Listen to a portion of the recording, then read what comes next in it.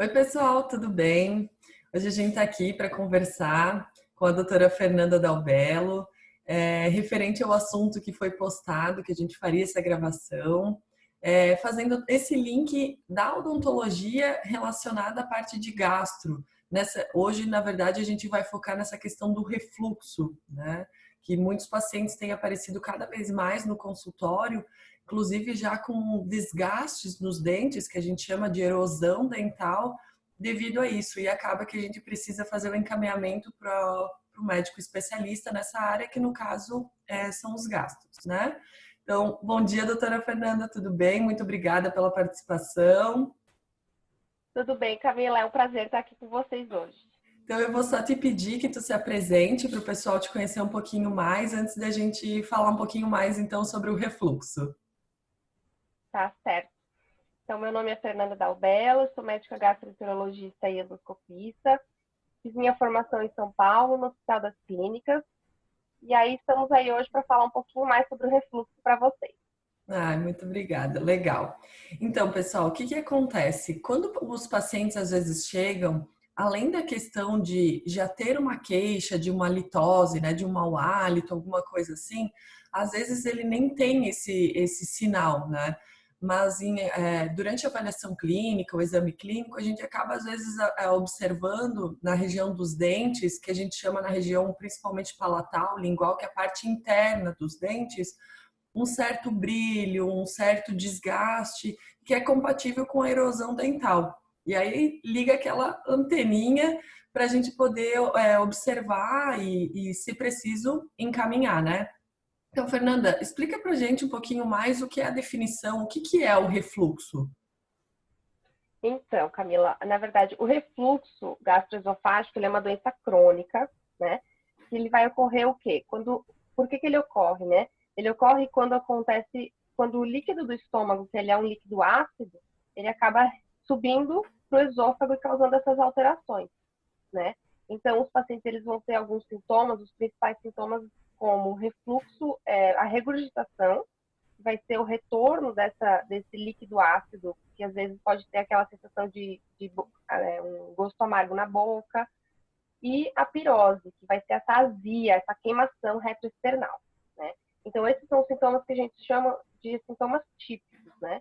Porém, existem outros sintomas atípicos que vão ser incluídos, então, a erosão dental, pacientes podem ter sintomas também como uma piora da asma, podem ter sintomas de tosse crônica, laringite, faringite, por conta desse refluxo que acaba subindo para o esôfago e para as outras partes da região da orofaringe também. Sim, legal. Porque o que que acontece, pessoal? Numa linha, né, de pH, por exemplo, considera-se, né, o neutro 7, por exemplo, né? E aí, na nossa boca, a partir de quando ficar abaixo de 5,5, é quando já inicia essa questão da erosão dental, né? Essa desmineralização por uma questão, uma ação química, né? Seja ela intrínseca, né? No caso, quando é do próprio corpo, ou extrínseca com o consumo de alimentos ou bebidas, enfim, né? E na questão do pH do estômago, Fernanda, esse seria um índice bem mais baixo, né? É isso? Isso. Então, na verdade, o pH do líquido do estômago, ele acaba ficando entre 3, 3,5 e 4. Então, quando esse líquido acaba refluindo, indo até a boca, por isso que acaba causando essas alterações, já é um pH bem abaixo do que o aceitável, né? Sim, e aí com essa questão dessa volta, né, desse ácido, os pacientes costumam até reclamar que às vezes pela manhã, né, acaba que talvez por eles terem ficado deitados, né, à noite, enfim, eles notam às vezes uma tosse seca, meio sem explicação, ou que mesmo escovando algumas vezes, até fazendo uso de enxaguante bucal, né, fazendo algum bochecho com algum produto, na tentativa de melhorar a questão do mau hálito, né? E que não nota melhora, parece que sempre está com aquele incômodo. Então, essa questão da posição também interfere e o que talvez uma dica simples, alguma coisa que eles pudessem talvez melhorar para tentar reverter isso até que seja diagnosticado e devidamente tratado, né? Na verdade, o refluxo, ele geralmente ele piora à noite justamente por isso, por conta da posição que a gente dorme. Então, algumas orientações simples que pode ser feita em casa por qualquer pessoa é tentar evitar comer muito antes de dormir. Então, você tentar ter pelo menos umas 2 horas até você deitar e não comer grandes porções. E também, além disso, levar um pouquinho a cabeceira da cama ou então dormir com 2 travesseiros para que tenha mesmo essa elevação e não ocorra esse refluxo, essa subida do líquido. Ah, é legal. Porque às vezes é uma coisa simples até que seja feita, né, o diagnóstico, enfim, e até é legal para alguns colegas, inclusive da minha área, né, porque é uma dica tão simples como passam muitos pacientes, né, pela gente e que às vezes é um sinal que a gente consiga observar, né, e às vezes uma dica para ir adiantando essa questão para as pessoas não sofrerem ainda mais com todas os reflexos, né, do refluxo. Que eu queria te pedir, que como eu tenho notado cada vez mais, até como antes, né, na nossa conversa prévia eu comentei que não tem mais uma semana que eu não atenda e tenha que encaminhar pelo menos um paciente, seja ele criança ou adolescente, né, ou adulto, para algum gastro, né, para um especialista nessa área. Então, eu queria, se você tem alguma coisa em relação a números, sobre a incidência na população, como tem sido atualmente em relação a isso?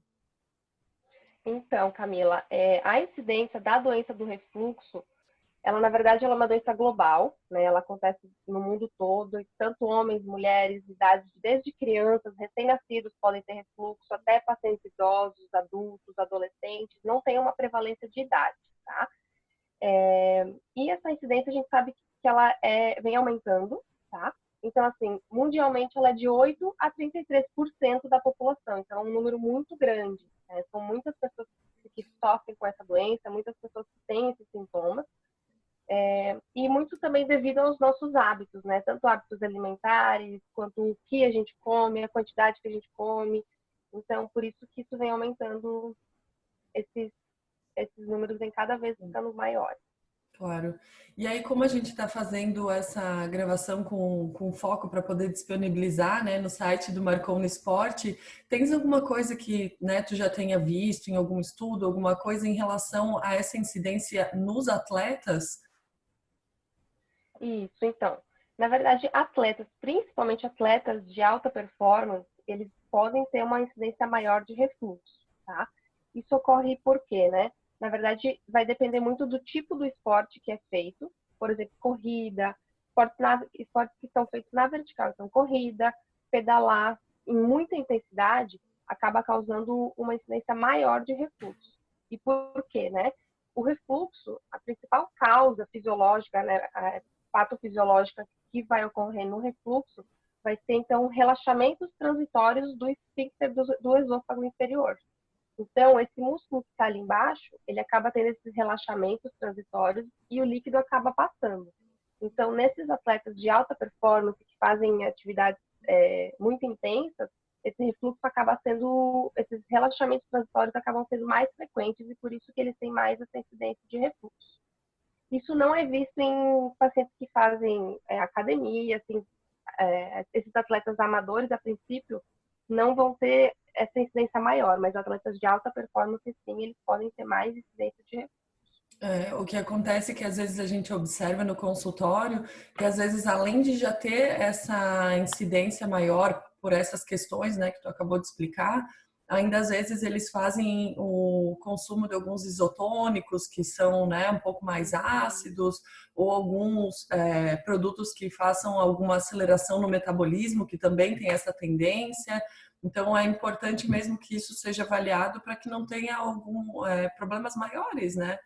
E outra coisa que é legal a gente comentar é sobre antes que chegou a falar sobre estar aumentando essa incidência, né? A questão da alimentação, né?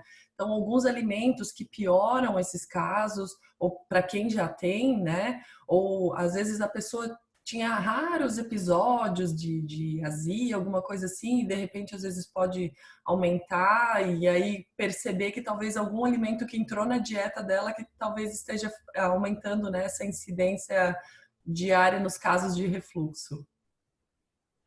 Então, assim, na verdade, dentre os estudos, não existe uma correlação específica com cada alimento que vai causar. Por exemplo, esse alimento X vai causar refluxo. Não, isso é muito individual. Então, existem alguns alimentos, sim, que podem piorar, mas isso aí, então, cada paciente vai ter que perceber o que piora, o que melhora. Quais são os mais comuns, né? Então, a gente fala aqui o chocolate, a cafeína, alimentos muito condimentados, com muita gordura, esses fast foods que têm uma densidade de gordura muito grande, eles podem piorar. Molho de tomate, alimentos que contenham menta, bebida de álcool, o tabagismo em si, né, o próprio fumo também pode piorar. Então, isso não é que isso vai piorar, mas isso tem uma maior correlação, então o paciente vai ter que perceber, não, comi alguma coisa, alguma dessas coisas que me fez ficar pior, então eu vou ter que evitar esses alimentos. Sim. E para esses pacientes que começam a apresentar esses sinais, né? Então, por exemplo, seja pacientes que não passaram pelo consultório, por exemplo, aqui com, né, com dentista. Então, ou a gente encaminhando, ou que eles tenham essa iniciativa, né, de procurar um especialista na área, quando eles procuram, né, como é feito esse diagnóstico do refluxo? Isso, então. A partir do momento que o paciente percebe, ou que ele percebe, ou que vocês acabam percebendo essas alterações secundárias ao refluxo, se ele tiver sintomas de regurgitação, de sentir aquele líquido que volta, se ele tiver essa azia, essa queimação que piora, principalmente quando come ou quando ele deita, ele deve procurar o atendimento médico, tá? O refluxo, por ser uma doença crônica, ele pode causar algumas alterações que são complicações, né? Pode levar a estenose de esôfago, pode levar a esôfago de Barrett, que são algumas alterações que é devido a essa ocorrência crônica do refluxo sempre vai causando alteração da mucosa do esôfago, certo? Então, os pacientes que têm esses sintomas, eles devem procurar o atendimento médico, o gastroenterologista, para a gente fazer o diagnóstico. O diagnóstico vai depender, então, da presença dos sintomas, da resposta com o tratamento, né? E aí a gente pode lançar mão de alguns exames para ver se tem complicações como a endoscopia, vai ajudar para a gente fazer o diagnóstico. A pH-metria de 24 horas, ela é o padrão ouro para fazer o diagnóstico, então é um exame que ele é um pouco incômodo, mas a gente acaba precisando fazer em alguns casos, que é para literalmente medir o pH do líquido, que vai subir para o esôfago e ver se esse líquido ele é ácido, se ele é alcalino, se realmente tem um refluxo ou não. Então, Sim. basicamente, esse vai ser o diagnóstico. Os sintomas associados aos exames Aos exames. específicos. Ah, Tá? legal. E aí, a partir disso, existem alguns tipos de tratamentos, dependendo de talvez um nível de refluxo, eu não sei como é que funciona isso, né? O tanto de acometimento, ou qual é o fator principal que está levando a esse refluxo, e aí vocês definem o tratamento? Como é que funciona isso? O tratamento, na verdade, tanto para atletas quanto para pessoas normais, ele vai ser basicamente com os mesmos pilares, né? O principal pilar vai ser a modificação do estilo de vida. Então, assim, no caso dos atletas, eles já fazem atividade física e acaba sendo que isso é o que leva ao refluxo deles, então eles vão precisar cuidar em outros pontos. Mas na população em geral, o sedentarismo está muito relacionado ao refluxo. O sedentarismo, a obesidade, então perder peso é muito importante para o refluxo, para ter essa melhora do refluxo. Como eu falei, então não comer 2 horas antes de deitar, evitar comer grandes porções, comer poucas porções várias vezes ao dia, perceber quais são os alimentos que pioram e tentar evitá-los. A própria elevação da cabeceira da cama também, como a gente já comentou antes, é uma medida que vai ajudar, né, no refluxo desses pacientes. E aí, além de tudo isso, a gente usa as medicações, né, para ter esse controle, para tentar diminuir a acidez do líquido do estômago e, com isso, melhorar os sintomas. Em alguns pacientes existem ainda cirurgias, tratamentos endoscópicos, mas isso vai ser uma menor porção da Da população. Então, população. a maioria vai ser tratada com a mudança do estilo de vida e as medicações. O que na verdade é super interessante, porque então quando diagnosticado precocemente, mudanças tão simples, né, na verdade, Sim, conseguem né, modificar tanta coisa e prevenir tanta coisa para não ter maiores complicações, né? Então realmente, sim. por isso até eu agradeço muito, né, a tua participação. Tem muita coisa que é de uma forma simples que a gente vem aqui, né, para que a população em geral consiga entender, né? Então a gente tenta até evitar termos mais técnicos, mas é uma forma só de mostrar para vocês, assim, como às vezes pequenas mudanças, alterações no dia a dia, na alimentação, ou um cuidado até para os meus colegas, no caso, né, observar isso com calma, para poder fazer o devido encaminhamento, né? E caso vocês tenham ainda alguma dúvida, algum ponto que a gente não tenha levantado, fiquem à vontade, tem as redes sociais, tem aqui embaixo no site, tem um local ali para vocês enviarem os comentários. Tá? Se qualquer coisa que a gente não explicou aqui, fiquem à vontade, a gente vai ter um enorme prazer em poder responder e tentar ajudar na medida do possível. Claro que algumas coisas muito específicas, como algum tratamento, alguma medicação, que deve, né, ser seguida conforme a conduta do seu médico, então, mas no geral, tudo que a gente puder ajudar, a gente está aqui. Fernanda, doutora, eu te agradeço imensamente, tá, pela tua disponibilidade. Com certeza teve informações aqui de grande relevância e que o pessoal vai conseguir até cuidar. Às vezes alguém viu o vídeo, mas não tem o problema, mas vai conseguir, né, passar adiante essa informação dentro de algum familiar, alguma coisa, porque realmente a incidência está tão grande que está quase difícil a gente, dentro de uma família, não ter pelo menos uma pessoa que tenha refluxo, né? Então, acho que é de grande valor, tá bom? Eu agradeço muito, obrigada, e qualquer coisa no próximo assunto a gente retorna.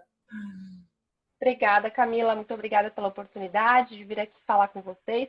Na verdade, a informação hoje em dia é o principal, né? Está tudo tão difundido, então uma informação que a gente tenha relevância, né? Que tenha, que vai ajudar com certeza. Então, todo mundo tem alguém que conhece alguém que tenha o refluxo, como você falou, né?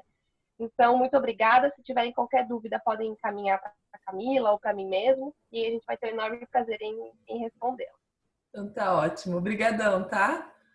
Obrigada. Até Tchau, tchau. mais. Tchau, tchau. É.